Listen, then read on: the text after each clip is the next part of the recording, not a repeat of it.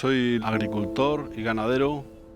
Nos encontramos en un paisaje de Sierra de Gata, en Peralejo.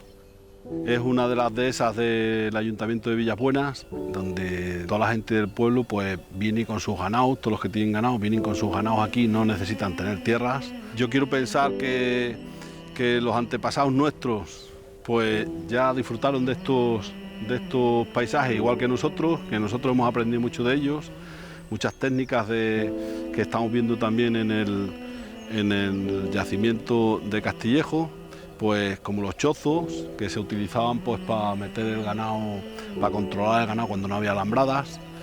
Entonces pues se controlaban, se metían los pastores, los vaqueros, se metían en los chozos y podían dominar el ganado desde puntos altos para que no pasaran para un lado o para otro.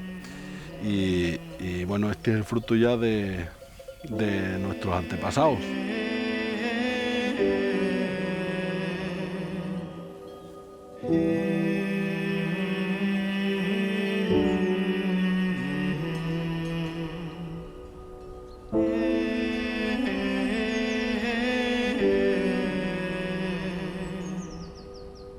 Nosotros estamos en una zona estupenda porque realmente el ganado amajada en la zona de las Majadillas, que está aquí, al final de la Joya de los Cabreros. Tenemos el río abajo, que ahora ya está el pantano de Ribera de Gata, pero ahí había unos valles inmensos y muy buena pesca, donde aprendíamos todos a pescar cuando éramos pequeños a mano, y era el descanso del ganado en verano. Esa zona toda es muy ganadera, tiene una carga ganadera importante porque mantiene al ganado y hace una simbiosis muy interesante.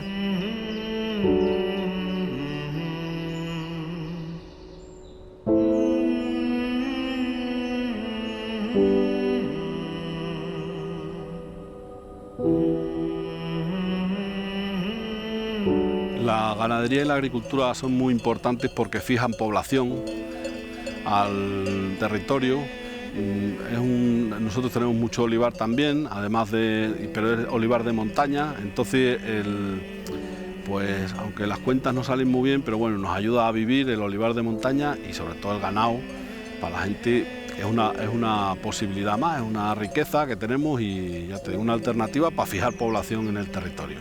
Y nosotros somos muy ganaderos en esta zona, yo creo que depende de las raíces nuestras. Quiero creer que viene de los antepasados, posiblemente de los antepasados que tenemos en el Castro, y bueno, nosotros en ese aspecto estamos bien. El turismo también es un recurso importante, pero más importante es la ganadería y la agricultura, mucho más. Habiendo ganado en las dehesas, que además le da vida al ganado, le da vida a la dehesa y a la vez nos da vida a los ganaderos y nosotros a las familias.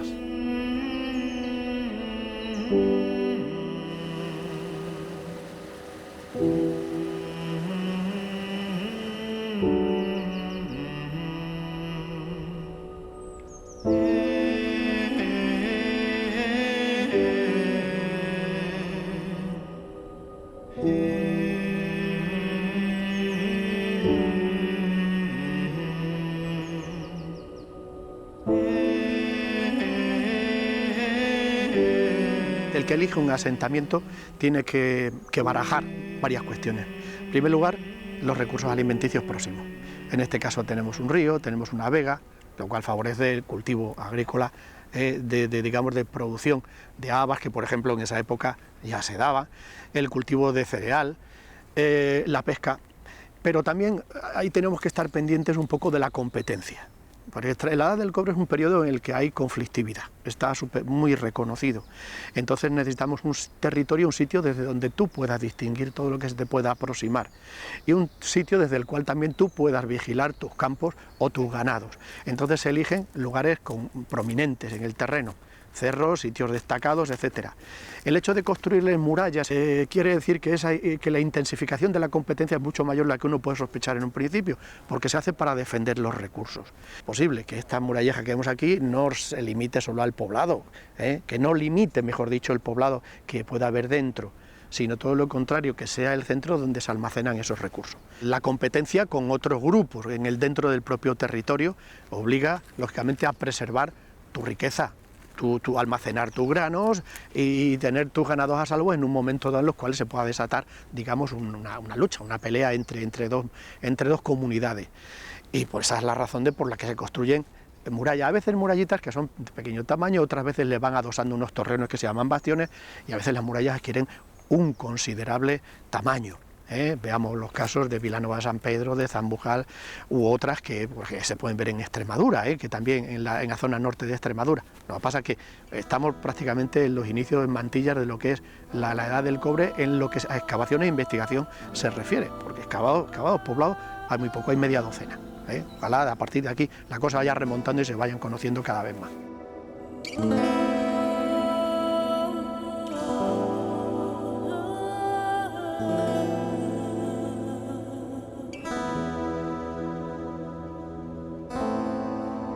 Los ritos funerarios en la prehistoria pues tienen unos grandes cambios y además se nota también una serie de particularidades. No es lo mismo en el Paleolítico, ¿no?, que en lo que estamos viendo, por ejemplo, al fondo, que es el dolmen de Prado Castaño, donde ya hay un enterramiento colectivo, el asentamiento de este caso de los grupos humanos es más o menos sedentario, hay una semisedentarización y eso hace que estos espacios se conviertan en lugares recurrentes también. ¿Qué ocurre? Que eso va a ir progresivamente, se va a ir modificando, ¿no? Y ahí va a haber una cierta individualización, pero incluso dentro de los propios dólmenes, donde en momentos posteriores el sitio sigue siendo el mismo, pero se ubican, en este caso, tumbas individuales. En un primer momento, probablemente el dolmen de Prado Castaño tuvo un inicio neolítico o neolítico final, y progresivamente es verdad que este mismo espacio se reconstruye, se reforma o se apropia de una forma distinta en la misma época que probablemente el Castillejo. Por eso es tan importante la relación que pueden tener estos espacios, ¿no?, del que se vive al que se muere, al simbólico, ¿no?, en cierto modo, y también tiene una cierta entidad económica en el sentido de la apropiación del territorio, algo tan importante para los grupos neolíticos, calcolíticos y posteriores, como se va a ir viendo.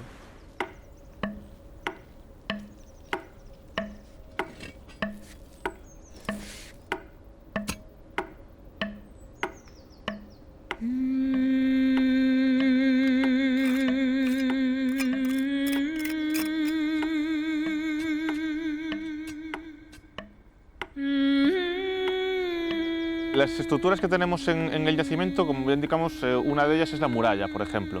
Ahora con esta intervención lo que estamos intentando dilucidar es si la muralla es, por ejemplo, calcolítica o tenemos una muralla de otras fases, ¿no? Entonces tenemos estructuras defensivas, defensa pura y dura, delimitando un recinto en la cumbre del yacimiento, pero también tenemos estructuras habitacionales, es decir, tenemos evidencias de las cabañas donde vivía esta gente en la prehistoria, ¿no? Documentamos varios agujeros de poste en el interior del recinto fortificado, pero también en el exterior, y además esos agujeros se usaban para colocar vigas de madera y levantar así las cabañas, los techos y demás. Tenemos documentadas evidencias de pallabarro, que es barro mezclado con jara, haciendo entramados y serían las paredes de las cabañas, y a mayores estructuras relacionadas con el mundo agrario. Tenemos documentado un silo. Un silo es una fosa en el suelo, excavada, que se limpiaba muy bien, se metía el cereal dentro del silo y lo que quedaba ahí tapado no le entraba oxígeno y por tanto duraba años y años el cereal ahí conservado.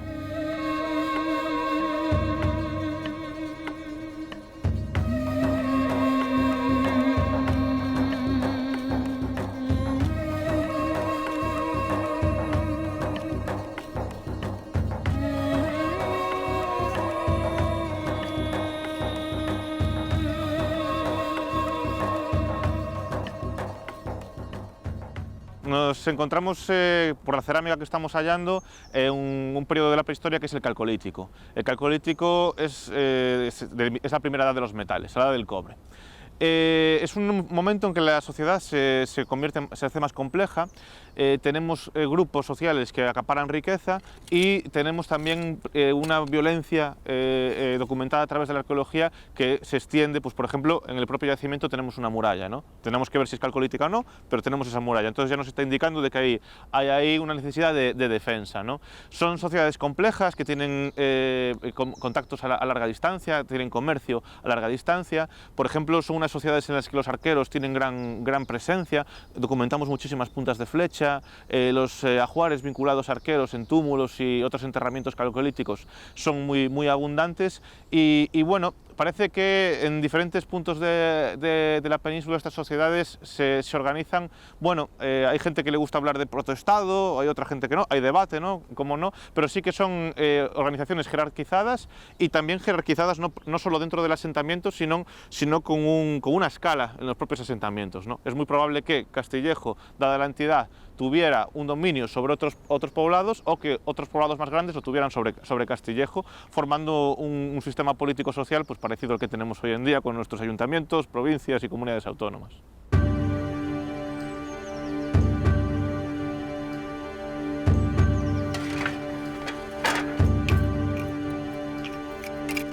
Los materiales que encontramos en Castillejo son muy abundantes y variados, pero sobre todo el principal, el que más destaca, sobre todo en estos yacimientos prehistóricos, es la cerámica. La cerámica se utiliza para realizar pues, instrumentos de la vida cotidiana, como por ejemplo ollas de almacenamiento, ollas de cocina, todo ese tipo de elementos que nos retrotraen a cómo era la vida cotidiana. Pues tenemos, por ejemplo, estas piezas cerámicas con mica plateada, mica dorada, con un grosor bastante grande, que nos está hablando de que bueno, posiblemente eso se dedicara a las tareas de almacenamiento, incluso de cocina.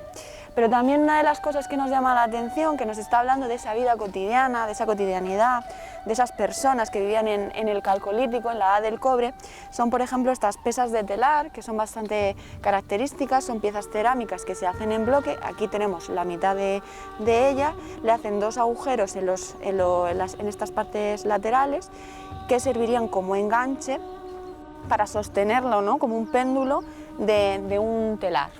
Otro tipo de pesa que también encontramos en este yacimiento, que ha salido de manera muy abundante, son estas piezas líticas, que son, como podéis ver, unas simples piedras que serían recogidas de los ríos, ¿no? A los que les han hecho dos obturaciones aquí en las partes laterales para encajar lo que viene siendo la red, ¿no? Esto lo utilizarían para pescar. Un elemento fundamental para el estudio de este yacimiento y sobre todo para la historia de la Sierra de Gata es la metalurgia. Estamos hablando de la primera presencia, ¿no? de metal en contexto arqueológico en el oeste de Extremadura, que es esta pieza que tenéis aquí, que es una pieza parece ser cobre, que podría pertenecer por un lado o a un cuchillo o por otro, pues eso, a una punta de flecha que ha sido doblada y que bueno, de lo que nos queda solamente este fragmento.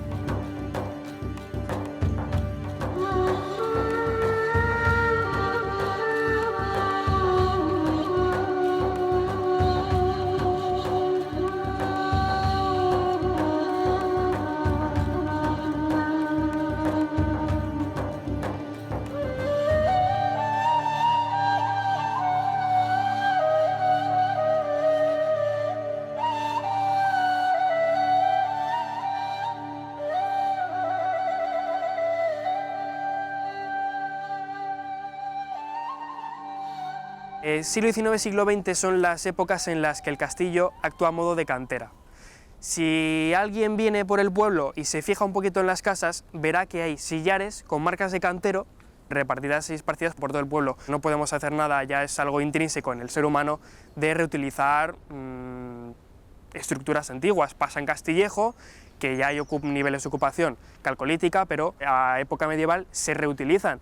El castillo, si no se hubiese expoliado ni se hubiese desmochado, seguramente se podría apreciar bastante mejor de lo que se aprecia ahora la estructura interna y lo que es el recinto. Afortunadamente se están llevando a cabo estudios que pretenden iniciar un poco en la recuperación y de la información, porque apenas se sabe a nivel estructural y morfológico lo que es el recinto interior.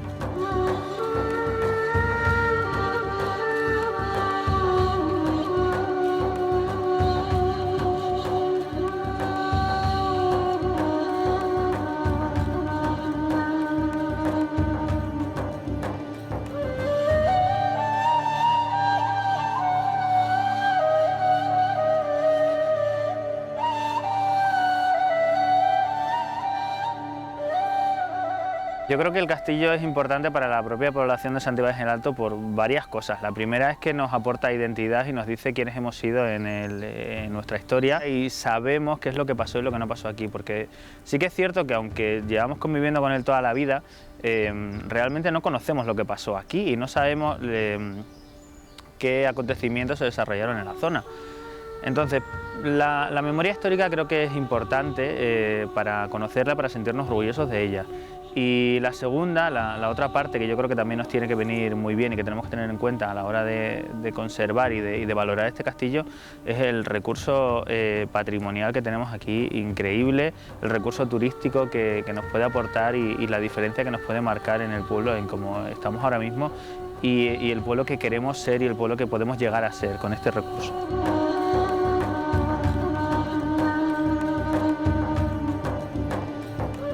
¿Qué es lo que puede aportar? Pues primero una identidad clara y consolidada que yo creo que ahora mismo a día de hoy nos falta porque precisamente no la conocemos. Y segundo, todo el tema turístico y el tema patrimonial que yo creo que vivimos en una época en la que sí que es verdad que en nuestra zona es muy importante la agricultura y la ganadería, siempre lo ha sido, pero tenemos que empezar a explotar también esa otra parte, ese otro patrimonio y ese otro sector turístico que yo creo que nos puede aportar mucho y nos puede hacer cambiar ahora mismo la línea que tenemos de descenso poblacional y el despoblamiento rural que está tan de moda ahora mismo, y podemos revertirlo y podemos conseguir que esta zona sea valorada y sea visible no solamente a nivel nacional, sino yo incluso diría que internacional.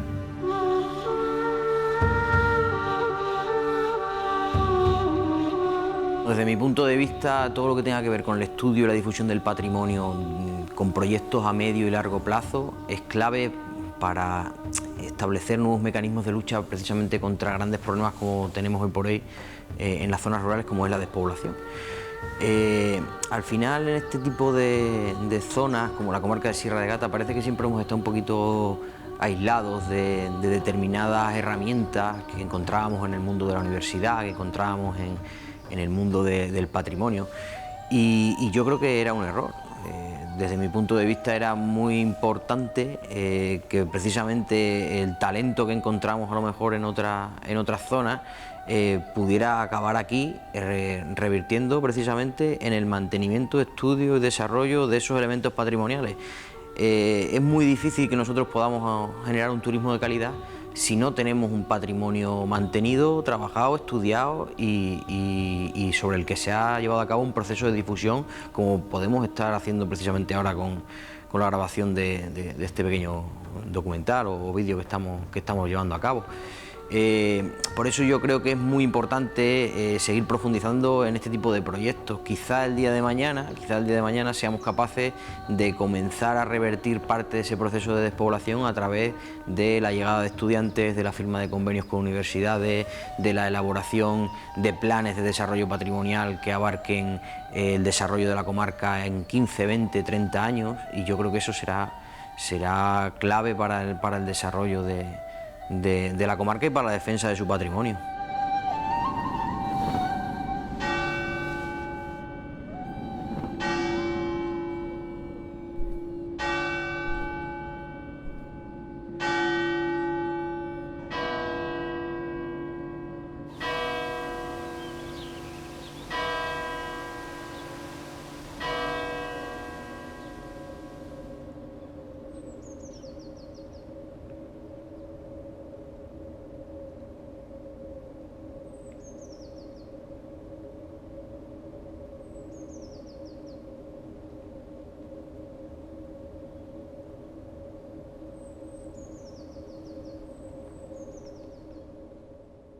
Desde mi punto de vista, tanto los proyectos de Castillejo, Prado Castaño o otros que pudiesen surgir, tienen una gran importancia, ya que aquí en la comarca lo que es la economía se nutre básicamente del sector primario, y sí que hay un pequeño porcentaje que se nutre del turismo, si bien es verdad que suele ser un turismo más bien estacional. Entonces esto podría ser la oportunidad para que personas que igual van buscando otro tipo de turismo, un turismo más arqueológico, pudiesen venir a la zona, y además también para que hubiese un flujo constante de turismo durante todo el año y no solamente lo que suele ser en verano, Semana Santa o Navidad. Por otras experiencias que hemos tenido de otros proyectos, sí que es verdad que personas que han venido de fuera, incluso de otros países, a hacer aquí algún taller, algún curso aquí en Sierra de Gata, han terminado por asentarse aquí en el territorio y permanecer aquí continuamente. Además suelen ser perfiles de personas jóvenes, personas emprendedoras, lo que también favorece bastante la economía de aquí de los pueblos, y sobre todo pues evitar eso, que los pueblos vayan perdiendo servicios y acaben muriendo.